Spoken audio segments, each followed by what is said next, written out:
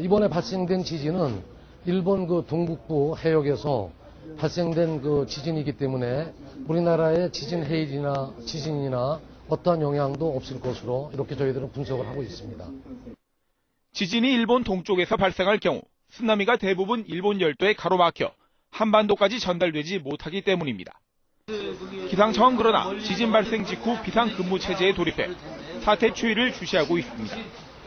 일본 서쪽 동해상에서 또다시 강력한 지진이 발생할 경우 최대 2시간 안에 동해안까지 쓰나미가 도달할 수 있기 때문입니다.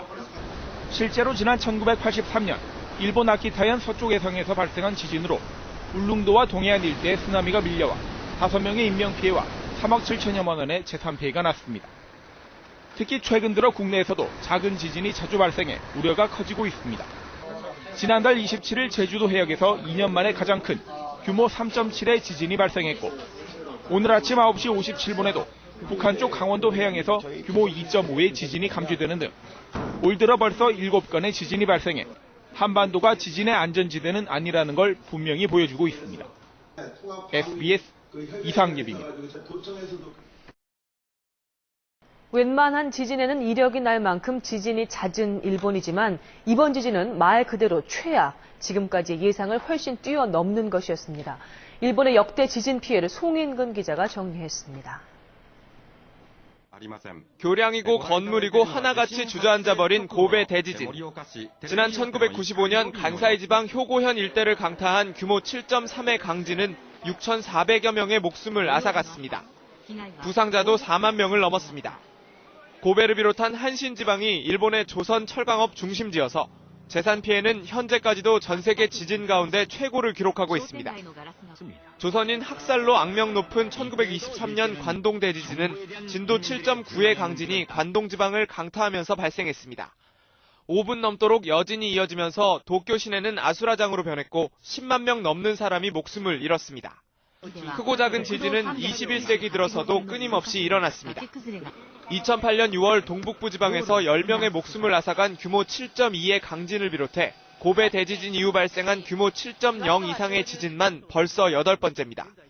특히 오늘 지진은 1855년 안세이 에도 대지진 이후 156년 만에 발생해 150년 대지진 주기설에 근접한 것으로 분석되고 있습니다. SBS 송인근입니다. 일본뿐 아니라 세계 곳곳에서도 21세기 들어 강력한 지진이 잇따르고 있습니다. 최근 10년 동안 지진으로 인한 희생자만도 50만 명을 훌쩍 넘습니다. 임찬종 기자가 보도합니다. 21세기 들어 가장 강력했던 지진은 지난 2004년 인도네시아 수마트라 섬 인근에서 발생한 규모 9.1의 해양 대지진이었습니다. 지진으로 인한 대형 해일이 인근 섬들을 덮치며 쓰나미라는 용어가 대중적으로 알려지는 계기가 됐습니다. 사망자 수는 23만 명이 넘었습니다. ரெண்டாவது எங்க மாமியார் முனியம்மா, மூணாவது என் பேரன் ஆகாஷ், 3 இறந்துருக்காங்க. அப்புறம் 3 வீடு. 지난 10년 사이 가장 인명 피해가 컸던 지진은 지난해 발생한 IT 대지진입니다. 규모는 7.0으로 인도네시아 지진보다 약했지만 인구 밀집 지역을 강타하면서 약 30만 명이 목숨을 잃고 전국토의 90%가 폐허가 됐습니다. No senti que o cara começa a trembler. Minha amiga continua na sala manjar, minha mamãe, minha mãe na sala manjar, mas continua. 2008년 중국 쓰촨 대지진의 피해 면적은 한반도의 3분의 1에 달하는 6만 5천 제곱킬로미터였습니다. 북쪽의 베이징과 남쪽의 상하이에서 동시에 지진을 느낄 수 있을 정도였습니다. 지진 규모는 8.0, 직접 피해를 입은 주민만 1,000만 명에 달했습니다. 최근 10년간 규모 7 이상의 강진은 모두 150여 건. 과학기술이 급속도로 발달해도 지진 앞에 지구촌은 여전히 속수무책입니다. SBS 임찬종입니다.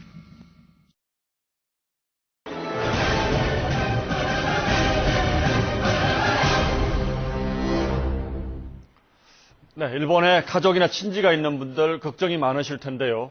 곳곳에 통신시설이 파괴되고 안부를 확인하기 위한 통신량이 폭주하면서 지금 일본으로 거는 전화는 유무선 모두 통화가 어렵습니다. 일본으로 가는 항공편들도 줄줄이 결항되고 있습니다. 정호선 기자가 취재했습니다.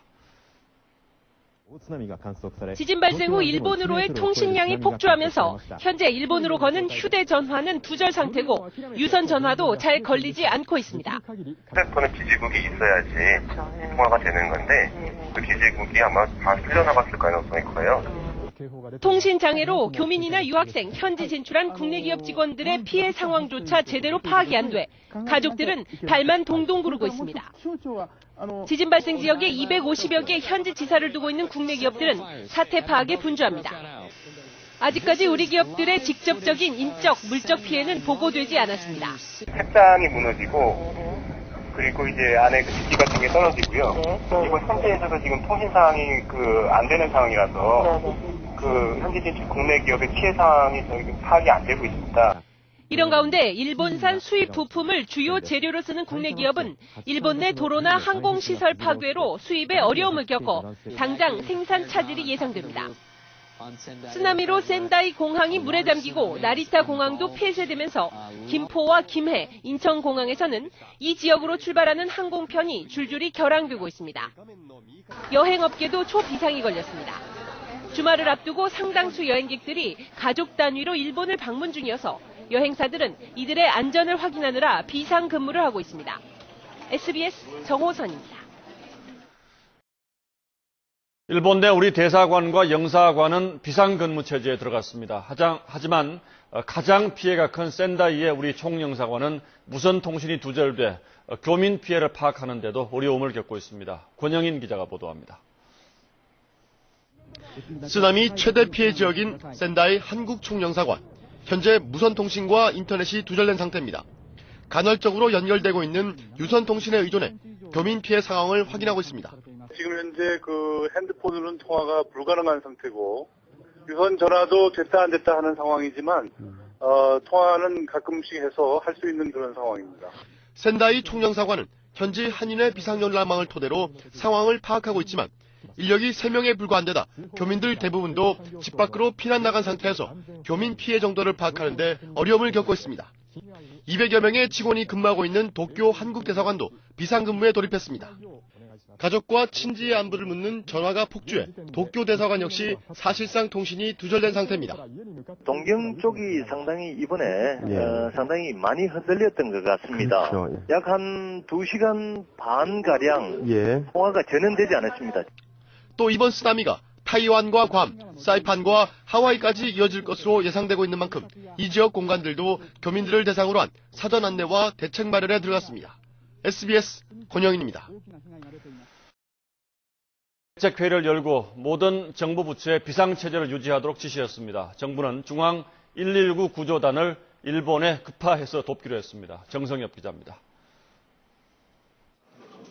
외교통상부는 대변인 명의로 성명을 발표해 유례없는 지진 피해를 입은 일본 정부와 국민에게 깊은 애도와 위로의 뜻을 전했습니다. 이번 피해가 조속히 복구되기 바라며 이를 위해 우리 정부로서는 119 구조대 파견 등의 가능한 모든 협력을 다할 예정입니다.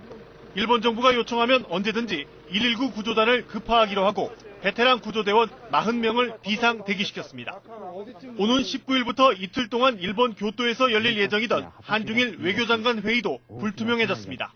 외교부는 일본의 피해 수습 상황을 지켜본 뒤 한중일 장관회의 참석 여부를 결정하기로 했습니다. 청와대는 오늘 저녁 6시 반부터 이명박 대통령 주재로 청와대 참모와 관련 부처 장관들이 참석한 가운데 긴급 대책회의를 열었습니다. 청와대 긴급 대책회의에선 우리 교민 피해를 점검하고 우리 경제에 미칠 파장에 대한 다각적인 대책이 논의됐다고 청와대 관계자는 전했습니다. SBS 정성엽입니다. 오늘도 일본의 지진 피해를 긴급히 타전했습니다. 특히 쓰나미 경보가 내려진 태평양 연안 국가의 언론들이 높은 관심을 보이고 있습니다. 박민아 기자가 취재했습니다. 전 세계 주요 언론들은 일본 지진 해일 소식을 실시간으로 긴급히 전하고 있습니다. CNN은 지진 직후 긴급 뉴스를 편성해 지진 해일 피해를 다루고 있습니다. Not only do we have a tsunami watch now for the coast of Japan, but we have a warning as well, and the Japan Meteorological Agency is stating that a major tsunami could be hitting the coast within the next few hours. So this is a serious situation. AP통신은 통신이 두절돼 일본 관리들도 사상자 등 정확한 피해 규모를 추산하지 못하고 있다고 전했습니다. 지금까지 살면서 이렇게 강한 지진을 겪어본 적이 없으며 집에 갈 수 있을지 모르겠다고 한 일본 회사원의 말을 인용하기도 했습니다. AFP통신도 지진 해일로 늘어나는 사망자 수를 시시각각 전하면서 이번 지진이 진앙지에서 2,500km 떨어진 중국 베이징에서도 느껴졌다고 전했습니다. 유무선 통신이 두절되자 네티즌들은 트위터와 페이스북 등 소셜 네트워크 서비스를 통해서 피해 상황을 속속 전하고 있습니다.